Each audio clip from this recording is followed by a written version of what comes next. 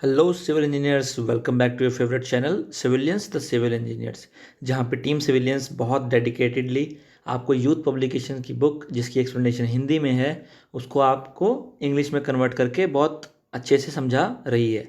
Subject हमारा चल रहा है एस्टिमेशन एंड क्वांटिटी सर्वेइंग, जिसका लेकर आए हम न्यू पार्ट 8। प्लीज़ ना करेक्ट कर लीजिए, पार्ट 8 है ना कि पार्ट 7।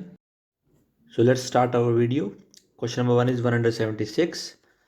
ये पूछा गया UP RV N L J 2019 में। Which of the following is not a purpose of valuation. Valuation का पर्पज इनमें से कौन नहीं है?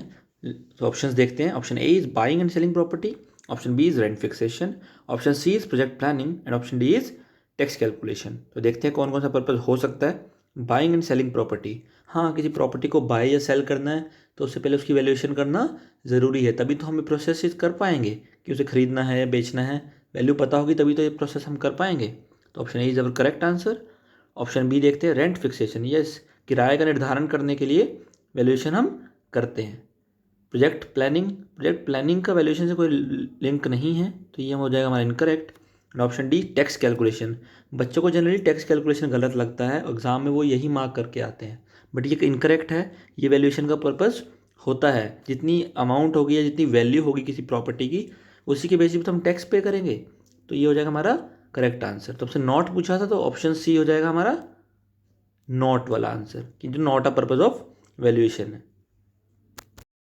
Moving to the next question, question 177, UPRVUNLJ 2019, value of building indicates. देखने में तो बहुत सिंपल क्वेश्चन है, बट ऑप्शन शायद आपको कंफ्यूज कर सकते हैं। देखते हैं options. Original cost of construction, present value of building, annual repair cost and loan taken for the construction of building. देखिए ऑप्शन डी आपको इनकरेक्ट लगेगा, इट वेग स्टेटमेंट कि जो लोन है वही वैल्यू है बिल्डिंग की। नहीं, गलत बात है।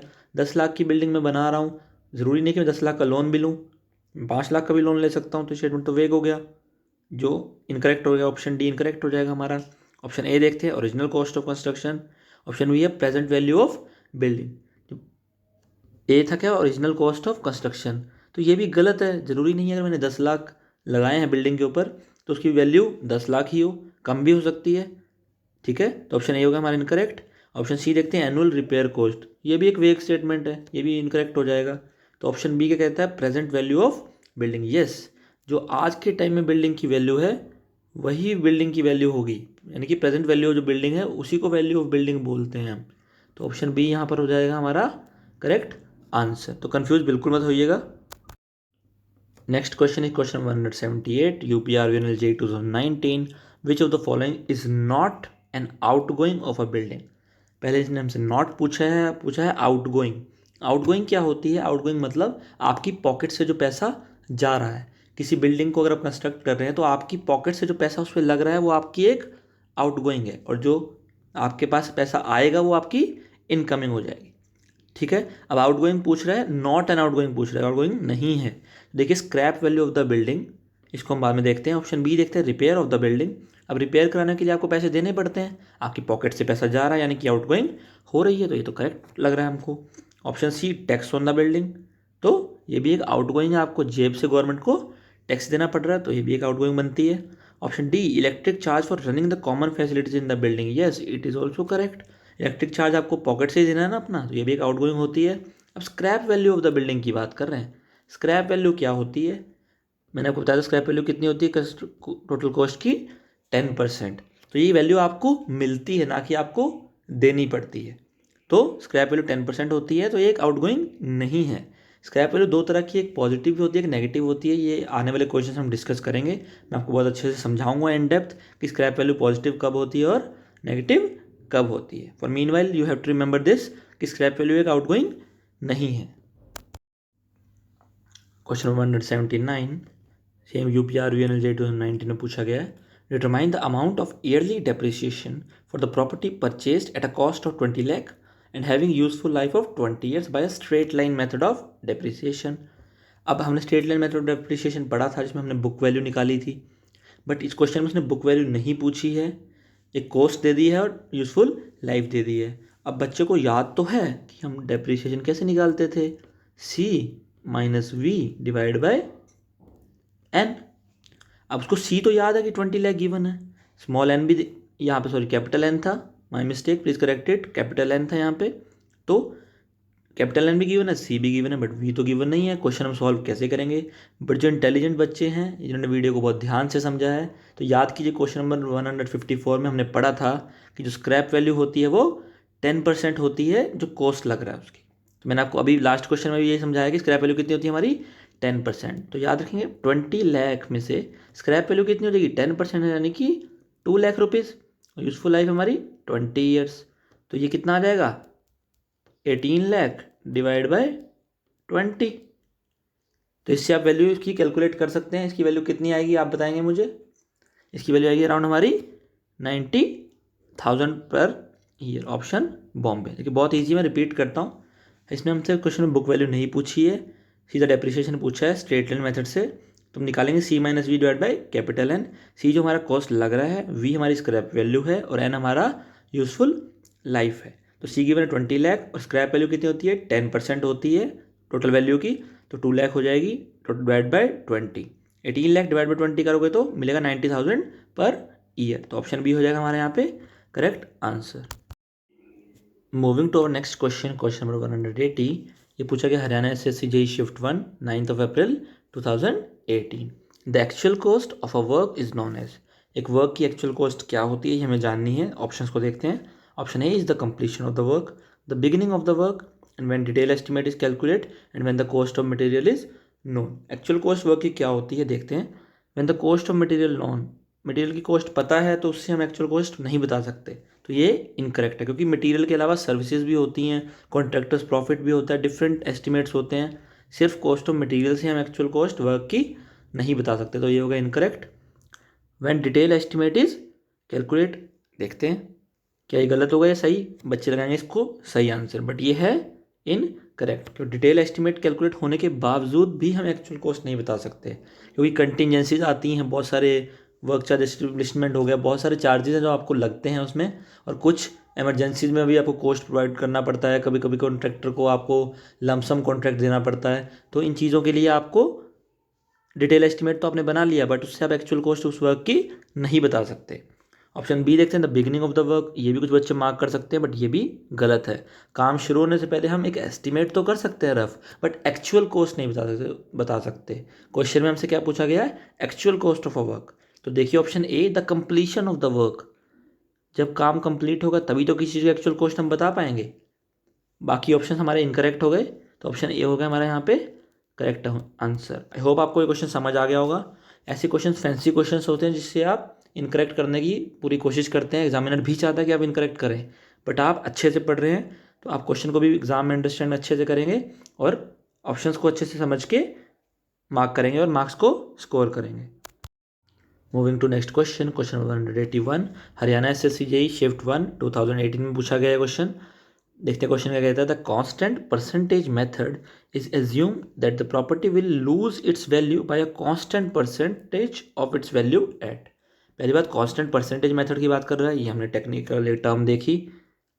इसी से बेसिस पे हमें आंसर बताना है कि वो किस वैल्यू से को अपना लूज करता है। देखते हैं options. Every 1 year, the ending of every year, every 10 year, the beginning of every year. तो याद रखना हर साल की बिगिनिंग में वो अपनी वैल्यू को लूज करता है बाय अ कांस्टेंट परसेंटेज। तो ऑप्शन डी होता है हमारा यहाँ पे correct answer. Moving to our next question, question number 182।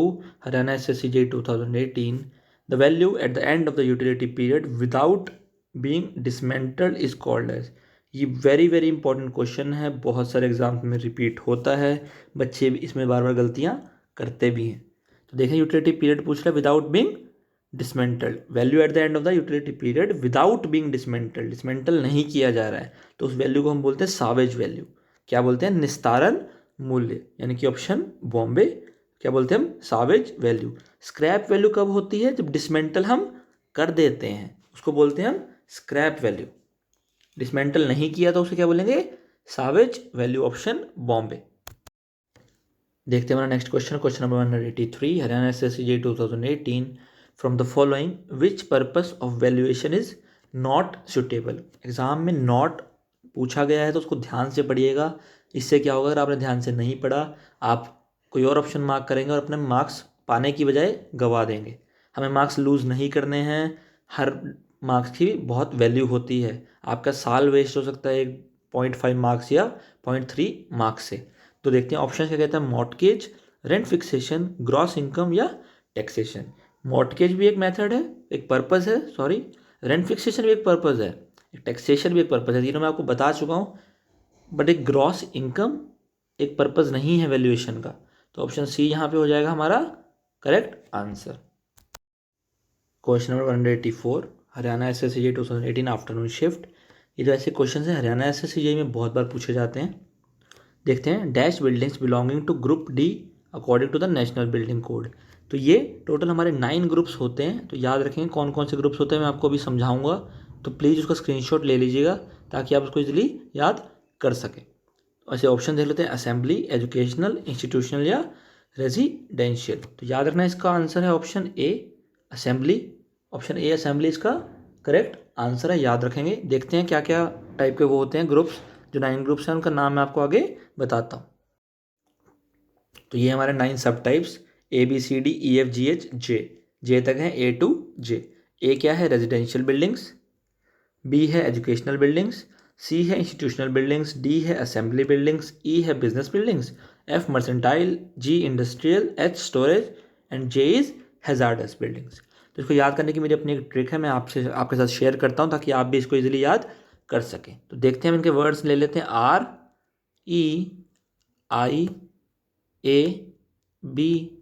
REIABMIS and H. तो याद करने का तरीका ये है कि रॉयल एनफील्ड जो है, यानी कि आर और ई, जो रॉयल एनफील्ड है, रॉयल एनफील्ड क्या करना चाहती है, इंडिया में असेंबली का काम स्टार्ट करना चाहती है, अपनी जो बाइक्स हैं उनको असेंबल करना चाहती है इंडिया में। तो रॉयल एनफील्ड आर और ई, आई से इंडिया, ए से असेंबली, असेंबलिंग का काम करना चाहती है। अब ये है कि एक्चुअल में बिजनेस है, जब वो फर्म है तो बिजनेस करेगी। और बिजनेस करते कौन है, जो मर्सेंटाइल होते हैं, जो मर्चेंट्स होते हैं, उन्हें बिजनेस करना है। और वो अपने आप में क्या है, एक इंडस्ट्री है। और यहाँ पर आगे क्या करेंगे, इंडस्ट्रियल एरिया में अपना काम स्टार्ट करेंगे। तो वो हो जाएगा हमारा इंडस्ट्रियल। अब वो काम स्टार्ट करेंगे तो उसको जब बनाएंगे का बाइक्स को असेंबल करेंगे तो कहीं स्टोर भी करेंगे, तो वो हो जाएगा हमारा स्टोरेज। और एच से क्या होगा, वो हैजार्डस। हैजार्डस किसके लिए है, वो हमारी देश की जो कंपनीज हैं उनके लिए हैजार्डस हैं। जैसे हमारी इंडियन कंपनीज है, बजाज है, उसके लिए ये हैजार्डस है। तो याद रखेंगे, आर से रेजिडेंशियल, ई से एजुकेशनल, आई से इंस्टीट्यूशनल, ए से असेंबली, बी से बिजनेस, एम से मर्सेंटाइल, आई से इंडस्ट्रियल, एस से स्टोरेज, एच से हैजार्डस। याद रखेंगे पहले इंस्टीट्यूशनल आएगा, बाद में इंडस्ट्रियल आएगा। इसको आप अपने तरीके से भी याद करना चाहें तो कर सकते हैं, बट मेरी ट्रिक को आप 1-2 बार रिकॉल करेंगे तो आपको चीज़ें याद हो जाएंगी। I am sure about it.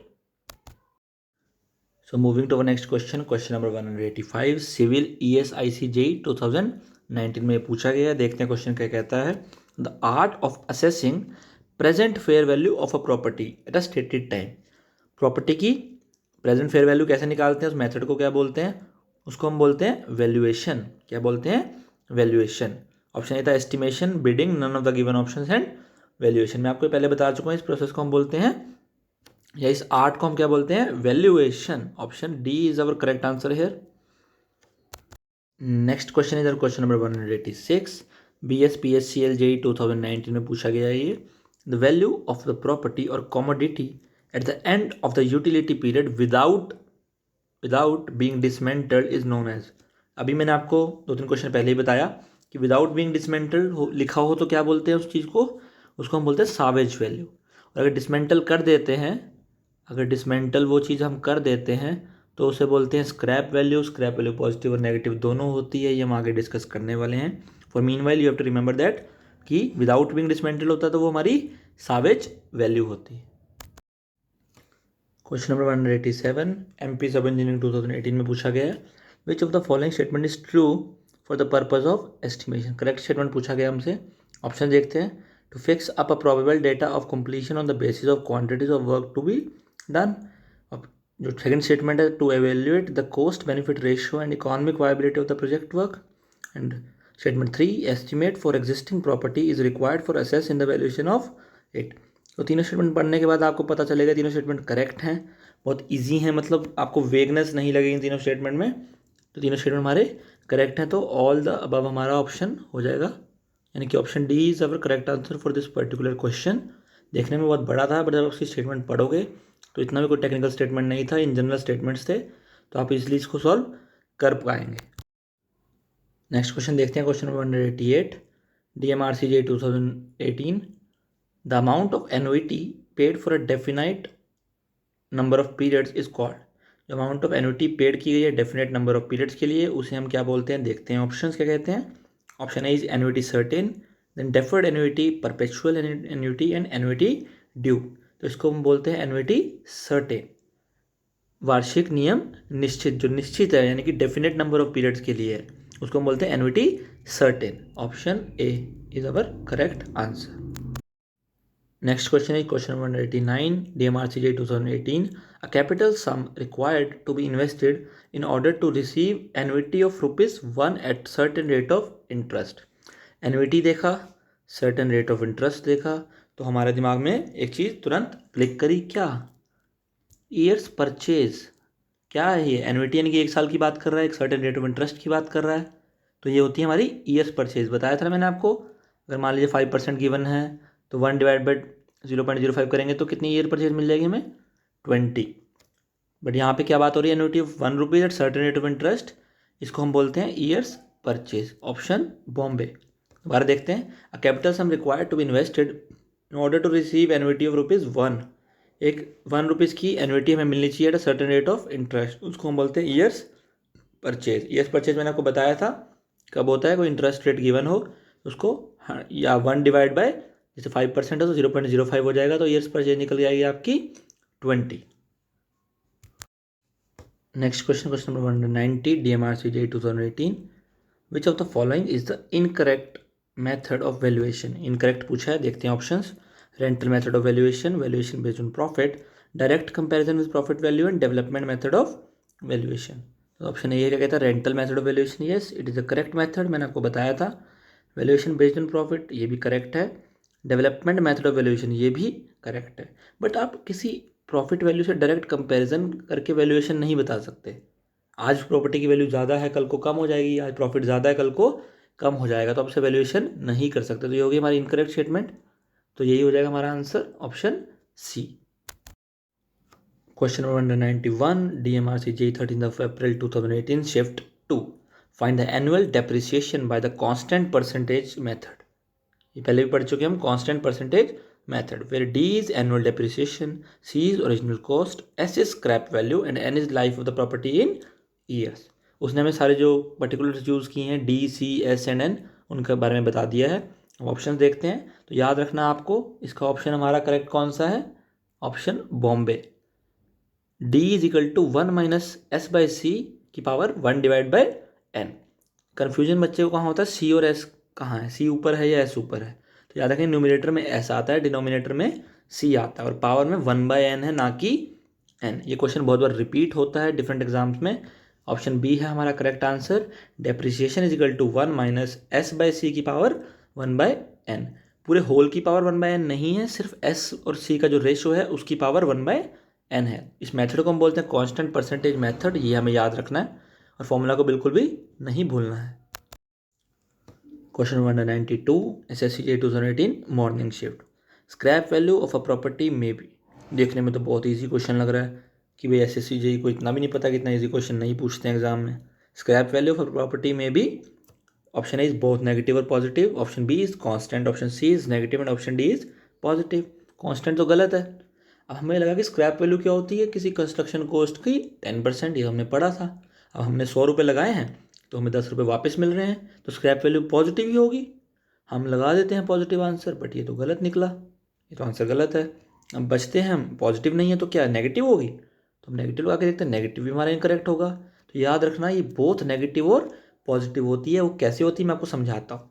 अब मान लीजिए 10,000 की आपने एक रूम बनाया, आपने एक रूम कंस्ट्रक्ट किया, उसमें आपने ब्रिक्स लगाई, सीमेंट लगाया, जो जो भी रिक्वायरमेंट होती है आपने लगाई, उसमें 10,000 रुपीज़ आपका कॉस्ट आया। बट जब आपने उसको डिसमेंटल किया, अब आप डिसमेंटल करोगे तो उस चीज़ को सेल करोगे, स्क्रैप को सेल करोगे, यानी कि ब्रिक्स को सेल करने की कोशिश करोगे, और सेल करने के बाद आपको मिले 1,000 रुपीज़। ये हो गई आपकी स्क्रैप वैल्यू। अब 1,000 रुपीज़ आपको मिले तो स्क्रैप वैल्यू पॉजिटिव हो गई। ठीक है। बट या अगर आपको जो अपने पैसे लगाए, अब देखते कैसे नेगेटिव आती है। जब आप डिसमेंटलिंग कर रहे हैं, मान लीजिए आपने लेबर लगाई, लेबर ने डिसमेंटलिंग करने के आपसे कितने रुपए ले लिए, 2000। आपको चार्ज पड़ा 2000 डिसमेंटलिंग का उसको, बट मिलने आपको कितने थे, सेल करके आपको मिला 1000 रुपीज़। तो आपकी स्क्रैप वैल्यू क्या हो जाएगी यहाँ पे, नेगेटिव हो गई। मान लीजिए डिसमेंटलिंग का कॉस्ट आपका लगा 500 रुपीज़ और मिले आपको कितने, 1000 रुपीज़। तो ये क्या हो जाएगी, स्क्रैप वैल्यू पॉजिटिव।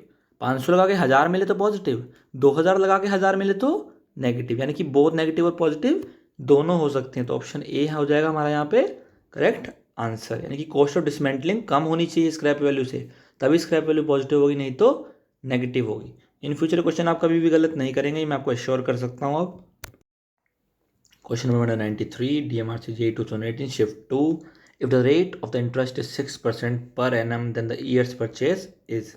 ये मैंने आपको बताया था, पहले आपको बेसिक प्रोसेस से बताता हूँ, फिर मैं आपको शॉर्ट ट्रिक भी सिखाता हूँ। ईयर्स परचेज क्या होता है, 1 डिवाइड बाई 6%, 6% कितना हो जाएगा 0.06, इसका 100 ऊपर ले जाइए, 100 डिवाइड बाई 6 हो जाएगा, तो वैल्यू आ जाएगी 16.67। ये तो हो गया basic method, option D mark कर दीजिए आंसर, ये हो जाएगा हमारा basic method. But fast trick क्या है, 6% है, इसको डायरेक्ट लिख दो 100/6, ये आ जाएगा आपको 16.67।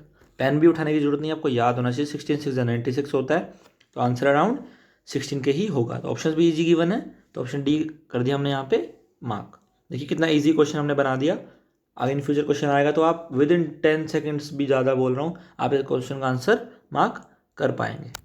Question number 194, DMRC JEE 2018 shift 2, special repair work carried out every 4th year is known as. Options देखते हैं, quarter repair, quadrennial repair, fourth come repair, special repair. तो क्वार्टर रिपेयर क्या होती है, एक साल का चौथा पार्ट, यानी कि 1/4, ना कि 4। बच्चे कंफ्यूज होंगे क्वार्टर और क्वाड्रेनियल में, पर हिंदी में देखिए चतुर्वर्षीय, आप इससे भी आंसर मार्क कर सकते थे अगर आपकी हिंदी सही है। तिमाही मतलब 1/4 ऑफ ईयर, यानी कि 12/4 यानी कि 3 मंथ्स, यानी कि तिमाही।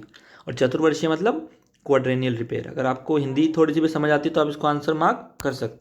इसका आंसर है हमारा क्वाड्रेनियल रिपेयर, ऑप्शन बॉम्बे। याद रखेंगे 4 साल में, हर 4 साल के बाद करेंगे तो क्वाड्रेनियल रिपेयर होगा, और हर साल के अगर फोर्थ क्वार्टर में करेंगे यानी कि हर 3 मंथ्स में, यानी कि तिमाही मरम्मत होती है हमारी quarter repair. Question number 195, SSCJ 2018 evening shift. The objective of creating the sinking fund is to accumulate the sufficient money to। sinking fund को create करने का पर्पज़ क्या है या ऑब्जेक्टिव क्या है, तो to accumulate the sufficient money to। Options देखते हैं, meet cost of construction, replacement after its useful life, pay taxes, recover the cost of construction, और save money for the future। pay taxes is the wrong option, to recover the cost of construction ये भी एक गलत option है, and to save the money for future नहीं, ये भी गलत है। तो ऑप्शन ए जो meet cost of construction and replacement after it useful life, तो कॉस्ट ऑफ कंस्ट्रक्शन हो रहा है और जो रिप्लेसमेंट का कॉस्ट है आफ्टर इट्स यूजफुल लाइफ, उसी को लिए हम यूज करते हैं सिंकिंग फंड। तो ऑप्शन ए है हमारा यहाँ पे correct answer. Moving to next question, question number 96, SSCJ 2018 evening shift. ये क्वेश्चन बहुत इंपॉर्टेंट है क्योंकि यहाँ से मैं आपको समझाऊंगा कि सिंकिंग फंड क्या होता है, सिंकिंग फंड फैक्टर क्या होता है, क्या यूज़ होता है, कैसे उसको सॉल्व करते हैं। A building has been purchased by a person at cost of ₹25,000, useful life of the building is 40 years and the scrap value is 3000। Calculate the annual sinking fund at the rate of 5% interest. देखते हैं कैसे solve करते हैं इस question को। देखते हैं solution. हमें कॉस्ट गिवन थी 25,000, स्क्रैप वैल्यू गिवन थी 3000, रेट ऑफ इंटरेस्ट गिवन था 5% जिसको हम ले सकते हैं 0.05, यूजफुल लाइफ गिवन थी 40 years। तो यहाँ से हम पहले एस डैश निकालेंगे, टोटल कॉस्ट में से स्क्रैप वैल्यू को माइनस करेंगे, 25 में से 3000 को माइनस करेंगे तो हमारे पास आएगा 22,000 जिसको हम बोलते हैं एस डैश। हमें निकालना है एनुअल सिंकिंग फंड यानी कि एस, तो इसका फॉर्मूला होता है S dash into I divide by 1 + i⁻n-1। मैं आपको बता दूं ये जो i डिवाइड बाई i⁻n-1 है इसको हम क्या बोलते हैं, सिंकिंग फंड फैक्टर यानी कि SFF। i डिवाइड बाई और i डिवाइड बाई 1 + i⁻n-1 इसको हम बोलते हैं सिंकिंग फंड फैक्टर। इसको हम एस डैश से मल्टीप्लाई करते हैं तो हमें मिलता है एनुअल सिंकिंग फंड। तो याद रखना क्वेश्चन में क्या पूछा है ये आपको पता होना चाहिए। यहाँ पे हमसे एनुअल सिंकिंग फंड पूछा है, तो एस डैश निकालना 22,000, फॉर्मूला वैल्यू पुट की तो 0.05 डिवाइड बाई 1 प्लस 0.05 की 40 माइनस 1, तो हमारा आंसर आ जाएगा 182 रुपीज़। बट ये क्वेश्चन देखने में ईजी लग रहा है, बट एग्जाम में आप इसे सॉल्व कर नहीं कर पाएंगे। क्यों? अब 1 प्लस 0.05 की 40 आप बिना कैलकुलेटर के सॉल्व कैसे करेंगे? इसके लिए मैं आगे एक वीडियो लेके आऊँगा इसमें टेबलर फॉर्म में चीज़ें सबको ईजिली समझ में आ जाएंगी। बट अभी मैं आपको बताता हूँ कि मैं कैसे सॉल्व करते हैं, बहुत ईजी लगेगा आपको। Question number 97, SSC JEE 2018 evening shift, calculate the years purchase for a property of useful life of 30 years and the rate of interest is 5% per annum. तो याद रखना यूजफुल लाइफ से कोई लिंक नहीं होता ईयर परचेज का, but rate of interest से होता है 5%। मैंने आपको बताया था डायरेक्ट आंसर 20 मार्क करेंगे बिना सोचे समझे। ऑप्शन डी हमारा यहाँ पे करेक्ट आंसर हो जाएगा। क्वेश्चन नंबर 198 देखते हैं, 2018 SSC JEE morning shift, which of the following is a factor for obsolescence of the property. किस फैक्टर की वजह से प्रॉपर्टी ऑब्सलीट हो जाती है, यानी कि उसकी वैल्यू खत्म हो जाती है। यानी कि जब लैपटॉप आ गए तो कंप्यूटर की वैल्यू खत्म हो गई, जब मोबाइल आ गए तो आगे लैपटॉप की वैल्यू खत्म हो गई।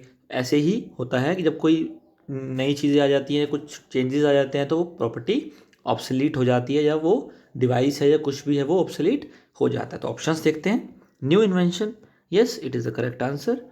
Option B is improvement in design, yes कुछ में इम्प्रूवमेंट आती है तो जो पुरानी चीज़ होती है वो ऑब्सोलीट हो जाती है। And outdated design and structure, yes ये भी लग रहा है हमें पढ़ने में सही है, तो तीनों ही हमारे सही हो जाएंगे, तो ऑल ऑप्शंस आर करेक्ट। तो ऑप्शन डी हो जाएगा हमारे यहाँ पे correct answer. Question number 99, SSC JEE 2018 morning shift.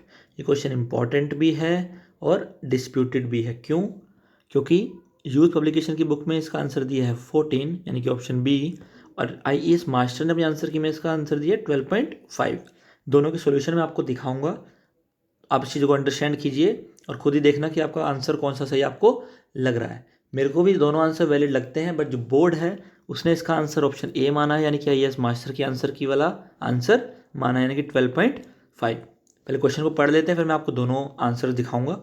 Calculate the years purchase for a property of useful life 30 years and rate of interest 5% per annum and rate of interest for sinking fund is 3%। तो हम देखते हैं कि कैसे solve करते हैं इसको। चलिए देखते हैं पहले यूथ पब्लिकेशन का आंसर। तो यहाँ पे हमें जो आई था वो गिवन था 3% सिंकिंग फंड निकालने के लिए। तो सिंकिंग फंड फैक्टर पहले निकालेंगे, आई डिवाइड बाई 1 प्लस आई की पावर n माइनस 1। यहाँ पे 3 पर आई को 3 रखेंगे तो हमारा आंसर आएगा 0.021। ये हमारा सिंकिंग फंड फैक्टर की वैल्यू। फिर ईयर्स परचेज निकालने का एक फॉर्मूला होता है, ये 1 divide by rate of interest plus sinking fund factor. तो 1 डिवाइड बाई 0.05 जो हमें आर गिवन था, फिर सिंकिंग फंड फैक्टर 0.021, इससे पहले होगी 1 डिवाइड बाई 0.07, ये हो जाएगा 100 डिवाइड बाई 7 अराउंड 14.08, जिसको हम 14 भी मान सकते हैं। तो इसी के बेसिस पे इन्होंने ऑप्शन बॉम्बे हमें आंसर बताया। अब आगे देखते हैं IAS मास्टर की सॉल्यूशन क्या कहता है। देखिए ये मेथड हमारा IAS मास्टर के सॉल्यूशंस में ईयर परचेज निकाला है इन्होंने कैसे। अगर दो ही रेट ऑफ इंटरेस्ट है, सिंकिंग फंड वाला रेट ऑफ इंटरेस्ट और दूसरा रेट ऑफ इंटरेस्ट गिवन होता है, तो हम ईयर परचेज का फॉर्मूला लगाते हैं 100 डिवाइड बाई आई प्लस आई सी। इन्होंने वही लगाया 100 डिवाइड बाई 5 प्लस 3, तो यहाँ से हमारा एग्जैक्ट आंसर आ रहा है 12.5। वहाँ अप्रॉक्सीमेट आ रहा था और यहाँ पे एग्जैक्ट आ रहा है, तो इसीलिए शायद बोर्ड ने इसी को आंसर माना है करेक्ट। तो हमारा आंसर भी करेक्ट हो जाएगा ऑप्शन ए। तो मैंने आपकी हेल्प की है, दोनों तरफ से मैंने आपको आंसर्स दिए हैं ताकि आप गलत ना पढ़ें, तो और आपको चीज़ें क्लियर होती रहें, तो करेक्शन कर लीजिएगा। Moving to the last question of this video, part 8 देखते हैं। क्वेश्चन SSC JEE 2018 इवनिंग शिफ्ट में पूछा गया है। In the straight line method, पहले क्वेश्चन को ध्यान से पढ़ना है, क्या उनसा मेथड की बात कर रहा है। स्ट्रेट लाइन मेथड की बात कर रहा है। The expression for the depreciation of a machine having purchasing cost is C, scrap value is S and useful life of the machinery is small n। तो हमें पता है स्ट्रेट लाइन मेथड में क्या होता था, C minus S divide by n। जो हमने अल्फ़ाबेट यूज़ किया था वो कैपिटल N किया था, इन्होंने स्मॉल n किया है, तो कोई दिक्कत नहीं है उसमें, कंफ्यूज मत होइएगा। तो ऑप्शन बी है हमारा यहाँ पे करेक्ट आंसर। सो स्टूडेंट्स यहीं पे हमारा एंड होता है part 8। Thank you for watching our video. Please don't forget to like our video, और कोई भी अगर आपका डाउट है please don't forget to mention it in comment section, and please subscribe our channel for current updates. जो भी आगे free initiatives आएंगे वो आपके पास सबसे पहले आने चाहिए, कोई भी चीज़ मिस नहीं होनी चाहिए। और अगर आपको इसकी फ्री PDF चाहिए तो आपको मिलेगी हमारे Telegram channel civilians the civil engineers पे। सो प्लीज़ वहाँ से PDF डाउनलोड कर लीजिए और एक अपना PDF का फोल्डर बना के रखिए स्पेशल, जिसमें आप ये PDFs को संभाल के रख सके, क्योंकि बहुत इंपॉर्टेंट और बहुत मेहनत से बनाई गई हैं आप ही के लिए। So please keep loving our videos. Thank you and have a nice day.